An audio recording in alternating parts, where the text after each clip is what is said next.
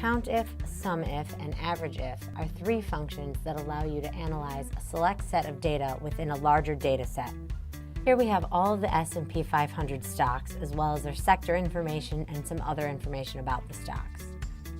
First, we're going to use CountIf to count the number of stocks in each sector. This is equal to CountIf, highlight the range that has the sector information, lock these cells on a Mac, that's Command-T. On a PC, you can hit F4, and then comma, select your criteria, which is the name of the sector you're looking at.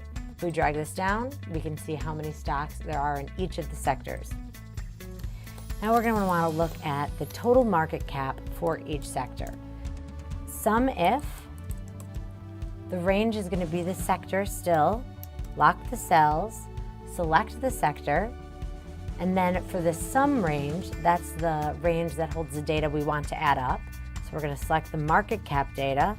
Both of these ranges need to be the same size. Lock those cells, and we can drag that down. Here we're going to do the average year-to-date performance, and we're going to type AverageIf.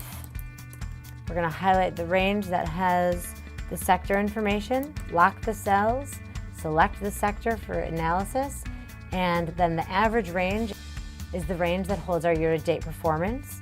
Lock those cells, and again, both ranges need to be the same size, and hit return. And now we have a complete analysis of all of this data, but broken down by the sectors. Don't forget to subscribe for more Excel tips and tricks.